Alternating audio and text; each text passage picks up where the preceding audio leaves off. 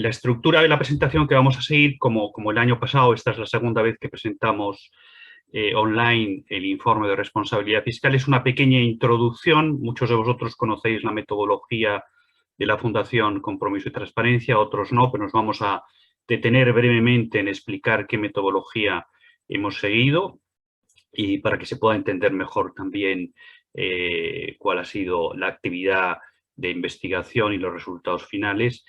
Y luego inmediatamente pasaremos al análisis de los resultados del informe, en el que nos vamos a dividir la presentación Cuca Sacristán y yo, cada una de las áreas e indicadores, para posteriormente pues, terminar con una serie de conclusiones y recomendaciones del análisis de este año. Como veréis, pues hay alguna novedad, siempre hay novedades en el informe de responsabilidad fiscal. Este año pues no es una excepción, y ya veréis cómo al final hemos introducido, como anuncia la portada, una adenda en el que nos vamos a centrar en examinar alguna de las áreas que nos parece que en los que nos parece que debe centrarse la atención en los próximos años.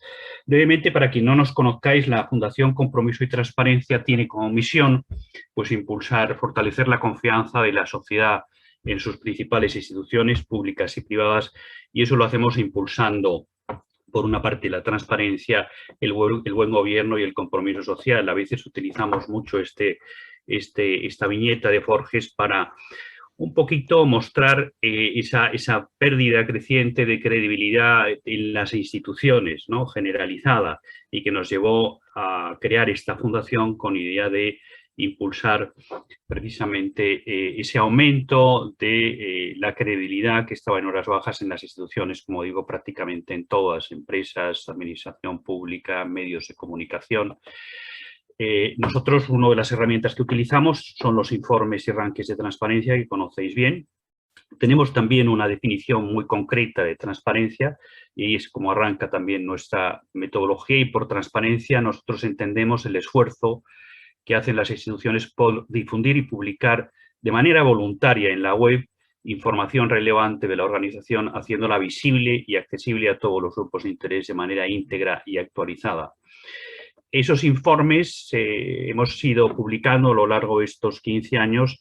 Hemos ido analizando diferentes instituciones como fundaciones, museos, universidades, partidos políticos, grupos de comunicación, consejos de administración. También venimos publicando desde hace un año un informe de transparencia de diócesis, es decir, buscamos aquellas instituciones que son relevantes para la sociedad, identificamos cuál es la información relevante y analizamos las webs, ¿no? Tenemos una serie de informes, como sabéis, centrados también en las empresas del IBEX 35, y ahí a veces analizamos diferentes temáticas. Hemos analizado la transparencia de la información de los consejos de administración de las empresas del IBEX. También tenemos un informe que se llama Carrera y Talento Senior, en el que analizamos cuál es la política de las empresas del IBEX 35 en relación con el talento senior. El informe también de independencia y transparencia del auditor externo, y el informe también en el que analizamos el riesgo de concentración de poder en los consejos de administración, junto con este. Como veis, pues son muchos. La metodología que utilizamos es la de un ranking, un informe ranking. Y bueno, pues el ranking, como sabéis, es un sistema que se basa en una serie de indicadores o variables que lo que hacen es simplificar un problema, analizar un problema. En este caso, pues el problema que queremos analizar a través de la información que vuelcan las instituciones en la web es su grado de transparencia y su responsabilidad respecto a la gestión de sus riesgos fiscales y de sus compromisos con la administración tributaria. Cualquier ranking supone un sistema de medición, y que lógicamente lo que hace es impulsar la competencia entre las instituciones. Ponemos nota, no se trata de un informe que da, digamos, datos agregados, sino que ponemos nota a cada una de las instituciones en función del cumplimiento. Otra de las características del ranking es que se publica con carácter periódico, y eso permite precisamente, y nos permite, por una parte, impulsar esa mejora, porque las instituciones pues saben que van a ser analizadas cada determinado periodo. Y también nos ayuda mucho, que es importante, a medir el progreso, a ver si esas mejoras se han producido y también a modificar y adaptar nuestros indicadores, que no siempre son los mismos y se van mejorando y perfeccionando también gracias a las sugerencias que nos hacéis o que nos hacen las instituciones analizadas. Por otra parte, y por último, el ranking tiene ese reconocimiento social, es decir, que al final nosotros no publicaríamos el ranking si la información no tuviese un impacto real en la información y en la transparencia de las instituciones. Al final impulsa un cambio que es lo importante, ¿no? Por ponernos un ejemplo, este es un informe en el que analizamos en concreto la transparencia de los grupos de comunicación. Analizamos qué políticas tienen para asegurar su credibilidad o independencia, ¿no? Aquí en este caso lo que hacemos es analizar tanto las empresas cotizadas como las no cotizadas, un grupo de 20 y tantas empresas, ahí aparecen algunas de las más conocidas, pero el primer criterio es elaborar la muestra. Nosotros tenemos un enfoque integral, es decir, nos parece igual que hacemos con el informe de responsabilidad fiscal, no nos centramos en las empresas pagan muchos o pocos impuestos, cosa que no me parece que es secundaria, sino los procesos y políticas que tienen a todos los niveles, a los niveles de gobierno, a niveles de la dirección de cumplimiento, a nivel del área fiscal, es decir, tenemos un enfoque integral que repetimos, como es en el caso de los grupos de comunicación. Lo que hacemos es evaluar la integridad editorial y para eso analizamos indicadores que tienen que ver con la información sobre la propiedad y el gobierno, con el modelo de financiación que tienen los grupos de comunicación y también con los estándares editoriales. Todo este enfoque al final se traduce en una serie de áreas con sus correspondientes indicadores. Por ejemplo, en el caso de los grupos de comunicación, pues analizamos un tema que es la propiedad, que básicamente los medios de comunicación informen de quién está detrás, quién es su propietario, quién es su titular. Nos parece que eso tiene mucha importancia, tiene una enorme importancia a la hora de comprobar o garantizar su independencia y su credibilidad. Saber quién está detrás en una empresa de este tipo es importante precisamente por la función que realiza a través de las noticias, ¿no? Igual que la composición de su consejo de administración, el hecho de que también se hagan públicos, en su caso, los posibles conflictos de intereses. También el tema de los ingresos, cómo proceden. Uno de los riesgos más grandes, por ejemplo, que tienen los grupos de comunicación ahora mismo es con todos los ingresos que proceden de los branded content. Como saben, los branded content son contenidos que pagan las empresas anunciantes. Y a veces si esos contenidos que pagan las empresas anunciantes, que no son los anuncios, sino que son contenidos editoriales, especialmente en el mundo digital, la empresa no comunica de manera transparente mediante un etiquetado que ese es un contenido pagado, pues está confundiendo al lector, ¿no? Bueno, pues ese tipo de políticas son las que nosotros analizamos, que afectan a diversas áreas. Al final lo que hacemos es publicar un ranking en función del cumplimiento de esos indicadores, otorgando una serie de puntos, pues utilizando 3 categorías. Transparentes, translúcidas y opacos en función del cumplimiento de los indicadores. Como ven aquí, de momento no hemos conseguido que ninguno de los grupos de comunicación cotizados alcancen el calificativo de transparentes y desde luego entre los no cotizados todavía nos queda un camino muy amplio para conseguir que esos grupos de comunicación que no cotizan y por tanto tienen una menos exigencia desde el punto de vista de la transparencia, pues sean transparentes, ¿no? Lo que está claro es que con los informes ranking lo que conseguimos al final y con los años y con la publicación de los años, y aquí hay una evolución de la transparencia de los informes ranking, es que aumente, como aparece ahí, el número de entidades transparentes. En todos los informes que hemos venido publicando, al final se produce, como se ve ahí, que básicamente recoge el porcentaje de instituciones transparentes, como en todos los informes han provocado ese efecto positivo de que aumente la transparencia. Y por eso pues tenemos una gran confianza en esta herramienta para impulsar e incentivar esas políticas de transparencia y buen gobierno en las instituciones.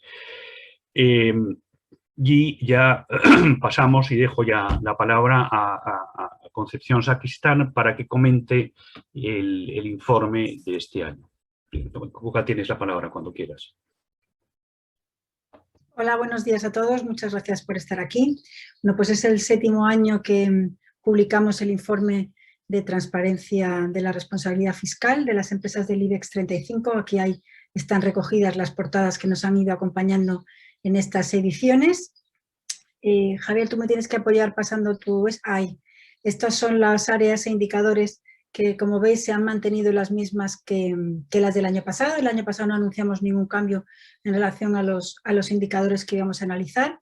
Están organizadas en 6 áreas, así como agrupadas en 6 áreas de carácter bastante grosas. La primera son cuestiones de carácter general, y ahí hablábamos de la publicación de la estrategia de la política fiscal y la adhesión al Código de Buenas Prácticas Tributarias de la Agencia Estatal de Administraciones Tributarias. En el área de información fiscal analizamos el desglose de impuestos y si se publica alguna información en relación a los litigios fiscales. El área de fiscalidad internacional analiza las cuestiones de paraísos fiscales y la publicación de información en relación a los mecanismos y políticas de prevención del blanqueo de capitales. El área de sistema de denuncia y control analiza la existencia de canales de denuncia abiertos a todos los grupos de interés y los mecanismos del sistema de cumplimiento fiscal. El área de auditoría externa analiza la independencia del auditor externo y el desglose de información del desglose de los servicios que la auditoría externa presta a la empresa. Y finalmente el área de gobierno analiza el informe de la comisión de auditoría, que este se publique, y el número de reuniones que mantiene el responsable o la responsable del área fiscal con el Consejo de Administración, y la publicación, que no se publique el informe, sino que se informe de la publicación del informe de transparencia de la agencia tributaria, así como la reacción que ésta haya tenido en el seno de la agencia y si se ha subido al Consejo de Administración. Los resultados de este año, en general lo que podemos ver es un constante y continuo aumento del cumplimiento, y así, por ejemplo, en relación a la estrategia fiscal, el año pasado todavía 2 empresas no cumplían con este indicador, y este año, en cambio, podemos decir que ha habido un cumplimiento casi completo. Hay 29 empresas que hacen públicas este documento, pero solamente 6 han cumplido parcialmente, o sea, este 17%, porque o bien sus políticas fiscales solamente están en inglés, o porque hacen genéricas referencias al cumplimiento y hablan de la existencia de estas políticas y estas estrategias fiscales, pero no han sido posible encontrarlas en sus webs. En relación al Código de Buenas Prácticas tributarias, todavía hay 10 empresas que no han suscrito el código, y solamente una no informa o sea, a pesar de estar adherida al código, no lo informa en su web o en alguno de sus documentos de reporte. 24 son las empresas que sí cumplen con este indicador. Sobre la información fiscal, si el año pasado solo cumplía el 54% de las empresas, este año ya es el 74%, o sea, 26 empresas las que informan de manera detallada sobre los beneficios obtenidos y los impuestos de sociedades pagados y devengados país por país. Sobre los litigios fiscales, 28%, o sea, 10 empresas incorporan las cuestiones sobre los litigios fiscales en algún documento de reporte, mientras que el año pasado este porcentaje de cumplimiento era solo del 17%. Si pasas a la siguiente, por favor. Muchas gracias. En relación a los paraísos fiscales, que siempre es un tema un poco espinoso, todavía el 40%, o sea, 14 empresas no facilitan ninguna información sobre esta cuestión, que siempre suele ser un tema un poco peliagudo, pero hay que pensar que el año pasado era un 49% el que no cumplía, así que se sigue percibiendo la mejora. Y por último, en relación a la prevención del blanqueo de capitales, solamente 2 empresas no informan sobre, o no ha sido posible determinar que informen sobre sus políticas y procedimientos establecidos, mientras que el año pasado el incumplimiento, por ejemplo, era del 11%. Sobre los sistemas de denuncia y control, este año hay un 60% de empresas que cumplen, mientras que el año pasado este porcentaje de cumplimiento era solo del 49%. Estas empresas no solamente cuentan con un canal abierto a todos sus grupos de interés confidencial, sino que además informan sobre las denuncias y los resultados de las mismas. Y finalmente, en relación al compliance fiscal, el 27 empresas, o sea, un 77%, cumplen y solamente 3 empresas no ha sido posible determinar que faciliten información sobre la gestión de sus riesgos fiscales. De modo que sí podemos concluir que de manera generalizada en casi todos los indicadores, en algunos de manera más significativa que en otros, pero en todos se percibe un aumento constante del cumplimiento, o por lo menos ir dejando las áreas en rojo de no cumplir y pasar a cumplir parcialmente o cumplir plenamente con los indicadores marcados. Gracias, Cuca. Quizá las áreas en las que estamos estancados y en las que se percibe que hay más resistencia a la hora de impulsar esas prácticas son precisamente las áreas relacionadas con la independencia de la auditora externa y con el área de gobierno, o sea, en relación con el área de auditoría. En el primer caso, pues lo que evaluamos básicamente es que la empresa que realiza la auditoría legal no preste servicios o asesoría fiscal, ¿no? Y entonces ahí seguimos observando en general que hay muchas empresas que contratan y siguen contratando. Nosotros lo consideramos una mala práctica. Las empresas siguen contratando, las empresas que contratan o que tienen un auditor legal siguen contratando con él servicios de asesoría fiscal. Y en el segundo indicador, y ahí no se han producido pocos avances, ¿no? Ahí claramente es un tema en el que las empresas tienen que reflexionar al mismo tiempo que las empresas de las auditoras externas, y en concreto las 4 grandes, ¿no? Yo creo que es un tema de reflexión. El segundo indicador no evalúa tanto si se presta o no, además del servicio de auditoría legal, asesoramiento fiscal, sino si la empresa auditora desglosa con transparencia, y por tanto también el órgano de gobierno, en este caso la Comisión de Auditoría, analiza si desglosa con transparencia otros servicios adicionales. O sea, puede haber un conflicto de interés y puede haber riesgos, no solo derivados del hecho de que la misma entidad que realiza o presta la auditoría legal preste o asesore fiscalmente, sino que los riesgos también pueden pueden provenir de la prestación de otros servicios. Y en este caso, para tener la capacidad de analizar en qué medida puede haber un conflicto de interés, pues es importante que se desglose con claridad, no de manera genérica, cada uno de los servicios que la entidad que presta auditoría legal está realizando a la empresa. Con claridad, es decir, determinando con claridad y precisión qué tipo de servicio y también la cuantía, ¿no? Entonces ahí seguimos también un poquito estancados. En relación también con el área de gobierno, es otra área también que ha habido ligeras mejorías, pero muy pocas. Es decir, hubo una importante mejoría en el primer indicador. Analizamos básicamente el informe de la Comisión de Auditoría, que es el órgano, de alguna manera, responsable, es el órgano delegado del Consejo de Administración, que se ocupa o tiene la competencia de alguna manera de evaluar los riesgos fiscales, de tomar cuenta, en su caso, del informe de transparencia que se eleva a la agencia tributaria y, lógicamente, también es el órgano responsable de las relaciones con el auditor externo. Entonces, bueno, ahí es importante, hubo una mejoría cuando la CNMV publicó esa guía técnica en el que básicamente dio una serie de orientaciones prácticas a las empresas y a los comités de auditoría para que elaborasen su informe, porque antes no había criterio alguno, o sea, no había de alguna manera unos contenidos mínimos recomendados y simplemente no se informaba, o si no la información era, como digo, muy genérica. Entonces, bueno, ahí lo que nosotros pedimos en ese informe, por una parte en el informe de la Comisión de Auditoría, es que contenga qué aspectos y cuestiones relacionadas con los asuntos fiscales se han tratado. Para saber si el órgano, si la Comisión de Auditoría está cumpliendo, en este caso, su función de supervisión, pues es importante que el informe recoja qué cuestiones se han abordado.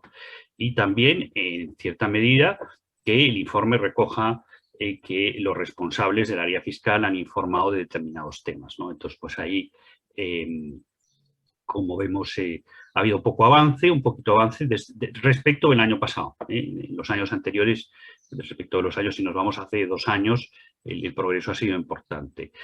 Y también ha habido, sí, un avance importante. Esto es lógico que se produzca, que el indicador relativo a la mención en el informe de la Comisión de Auditoría del informe de transparencia dirigido a la agencia tributaria, pues se tenga un cumplimiento muy bajo, porque es una práctica que apenas lleva en vigencia, como saben, 3 años, ¿no? Entonces, sí ha habido un aumento importante con respecto al año pasado, en el que únicamente el 8% de las empresas lo cumplían. Nos hemos encontrado que efectivamente cada vez ahora ya hay 5 empresas en el que el informe de la Comisión de Auditoría hace referencia a este documento tan importante que manifiesta de alguna manera el compromiso por mantener con la agencia tributaria unas relaciones de confianza, ¿no? Y también de disminuir el riesgo de sanciones, ¿no? Pero estas son las 2 áreas, de alguna manera, que presentan un menor progreso y que van a justificar también la adenda que hemos incluido este año, con un análisis más profundo del papel de las comisiones auditorias y que comentaremos posteriormente. Y pasamos rápidamente a las recomendaciones.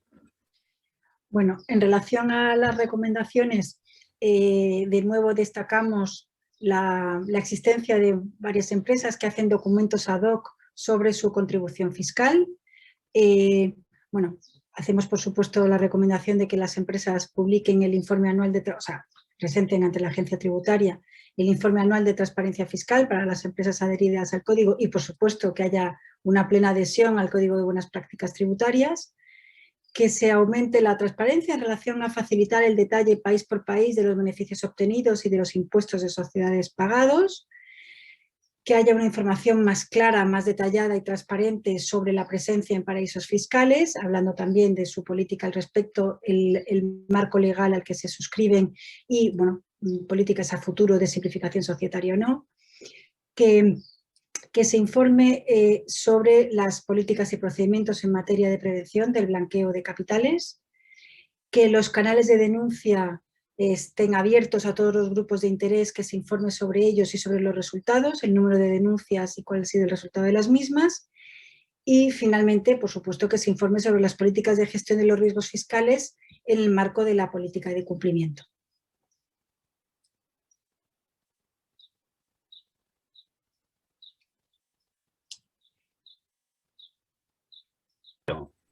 Muy bien, en este gráfico se puede ver la evolución tan importante y tan positiva que se ha producido en estos 7 años. Como comentábamos al principio, cuando la Fundación elaboró su primer informe analizando la transparencia y responsabilidad de las empresas del IBEX 35, tan solo un 3% de las empresas obtenían el calificativo de transparente de acuerdo con nuestros indicadores, y el 86% de las empresas analizadas pues tenían la etiqueta de opacas, es decir, había mucho por hacer en ese sentido. En estos 3 años pues se han invertido completamente esos resultados. Nos encontramos con que ahora mismo el 34% de las más de un tercio, casi de las más de un tercio de las empresas del IBEX, tienen y obtienen el calificativo de transparente, es decir, no solo el aumento de la información, sino la calidad de la información, especialmente de las empresas que ocupan el ranking en primer lugar, es muy notable. Yo creo que están en el top en ese sentido a nivel mundial, pues las empresas españolas muy por encima. O sea, realmente el esfuerzo que se ha hecho estos años no solo por informar, sino por hacer más comprensible la información sobre esta cuestión, que sigue y va a seguir estando tan de moda, es muy importante. Y como ven aquí, el número de empresas opacas ha descendido del 86% a 9%, es decir, que prácticamente estamos hablando al final de 3 empresas, y como se detalla en el informe, se trata de empresas en muchos casos que se acaban de incorporar al IBEX 35, es decir, que tienen muchas de ellas poca experiencia todavía en la rendición de cuentas. Es decir, es de esperar, como ha ocurrido en años anteriores, que en la medida en que esas empresas continúen en el índice, sus compromisos con estos temas vayan aumentando. En ese sentido, nos parece que el primer mensaje que tenemos que dar es muy positivo, muy positivo. Recientemente pues hemos escuchado todos la noticia del reciente acuerdo de la Unión Europea que va a obligar a las multinacionales a detallar los impuestos pagados en cada país y su presencia en los paraísos fiscales. Y digo que es una excelente noticia, pero para las multinacionales españolas que nosotros examinamos y que vienen cumpliendo desde el año 2017, que se reformó el reglamento del impuesto de sociedades, esta práctica, esto no constituye ninguna novedad, ¿no? Sino más bien una confirmación de que la transparencia y la responsabilidad fiscal de las empresas pues va a ir ganando visibilidad en el futuro, ¿no? Entonces, nos parece también que sin menospreciar las iniciativas legislativas tan necesarias en esta materia, que requiere pues de una respuesta conjunta que integre y armonice pues los distintos sistemas legislativos, yo creo que los resultados del informe de este año y de años anteriores demuestran que para que las empresas avancen el compromiso con la transparencia y la responsabilidad fiscal no es imprescindible, aunque sea necesario, pero no es imprescindible el impulso legislativo. Así como recoge el informe, el avance que se ha producido en estos últimos 7 años en relación con la información sobre la fiscalidad responsable es muy notable y no ha requerido de ninguna modificación legal, ¿no? Lógicamente, el informe sí ha generado ese incentivo. Donde sí hay, y por eso hemos introducido una adenda este año, porque nos parece que es un tema a sopesar y analizar, es sobre el funcionamiento de esas 2 áreas que hemos hablado al principio, en las que vemos que no se produce el mismo progreso. Es decir, nosotros entendemos que de poco sirve, aunque sirva, que haya un gran esfuerzo por parte del área de los responsables del área fiscal de las empresas, de los responsables del área de responsabilidad corporativa o sostenibilidad, de los responsables del área de cumplimiento, si estos temas no se elevan al Consejo de Administración. Y cuando hablamos al Consejo de Administración hablamos también de la Comisión de Auditoría. Por tanto, este año sí hemos analizado, en función al ver que no había un progreso en las áreas de gobierno, sí nos animó a analizar con más detalle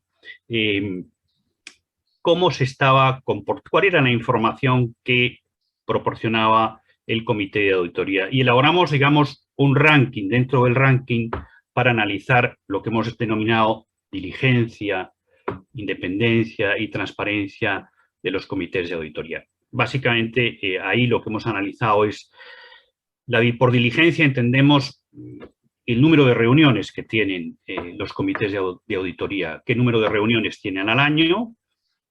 También analizamos si el comité de auditoría, en este caso, evalúa al auditor legal, realiza una evaluación de la calidad del servicio o no.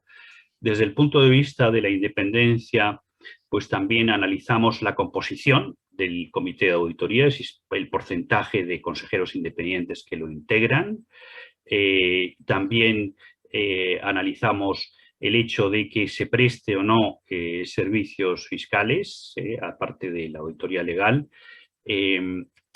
La facturación o los ingresos de facturación que puede tener la auditora por otros servicios diferentes de la auditoría legal, el desglose transparente de los servicios, y un tema que nos parece que es importante, que es una novedad, es en qué medida se rinde cuenta a los accionistas también de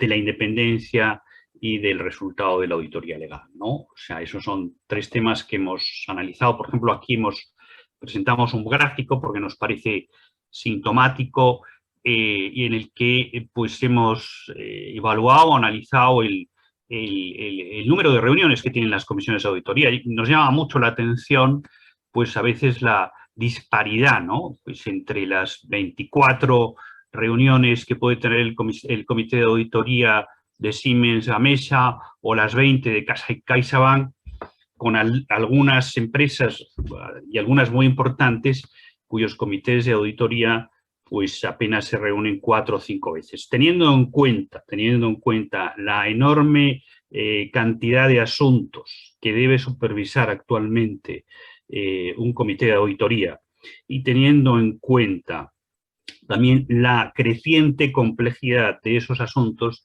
a nosotros nos parece que resulta muy difícil defender la diligencia de un comité de auditoría que solo se reúne o que tiene reuniones inferiores a una vez cada 2 meses, ¿no? Entonces es un toque de atención, pero un toque de atención también que todos estos indicadores pues nos han llevado a establecer también un puntaje en relación con estos temas para analizar esa diligencia de los comités de auditoría en función del cumplimiento de esos indicadores, ¿no?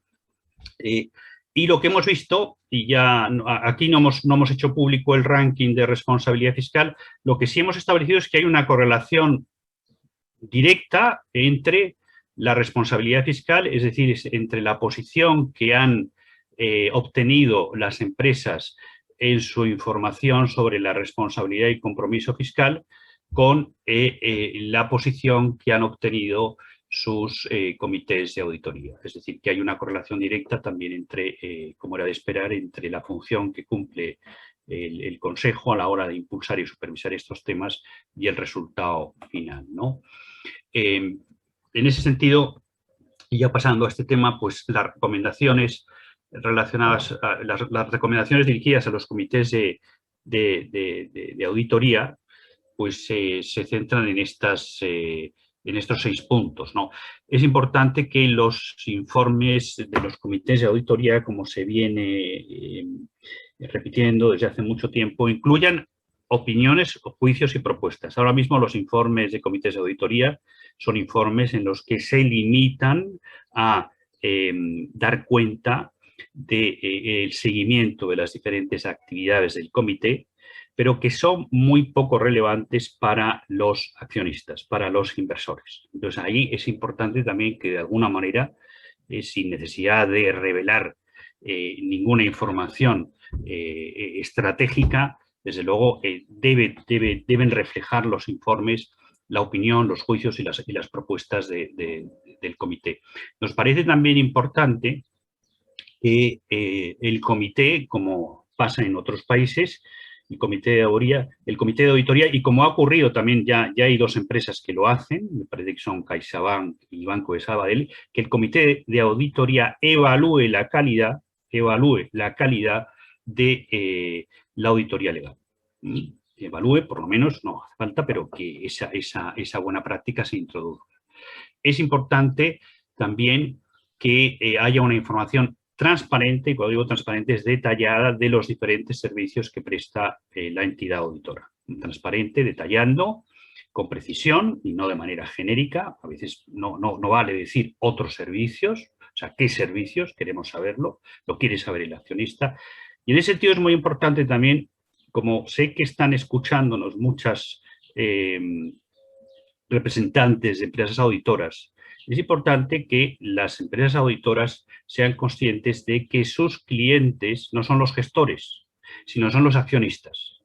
Y tienen que rendir cuenta a los accionistas, no a los gestores. Y en la medida en que se rindan cuenta a los accionistas, va a fortalecerse la credibilidad también del papel que ellas cumplen, que es muy importante, ¿no? Una justificación de la independencia, por eso pedimos de la sociedad auditora, razonando en su caso la contratación de otros servicios y los posibles riesgos a la Junta General. La práctica, desde luego, de no contratar ningún servicio de asesoría fiscal con las firmas encargadas de auditar las cuentas para evitar posibles conflictos de intereses y disminuir el riesgo fiscal, y la revisión del informe de transparencia a la ETA. O sea, que esas serían las recomendaciones en relación con esos dos áreas últimas del informe de responsabilidad fiscal, que están más estancadas, sin perjuicio, como decimos, que hemos dicho que el balance general del informe es muy positivo y que el avance que se ha producido por parte de todas las instituciones ha sido muy importante, ¿no? Nuestros informes siempre tienen esa cláusula, son nuestros informes rankings. Nosotros somos una institución independiente, no prestamos asesoramiento a ninguna de las empresas analizadas, lógicamente, respecto a la transparencia fiscal. O sea, eso lo hacemos para que podamos realizar estos informes. Los realizamos gracias a la ayuda de muchas personas particulares e instituciones que nos ayudan con sus donativos, con lo cual también yo les animo a todos los que me escuchan que si creen y consideran que es importante que nuestro país también tenga instituciones cada vez más independientes y más creíbles, pues nos apoye con sus donativos. Y nada más, muchísimas gracias a todos por su atención.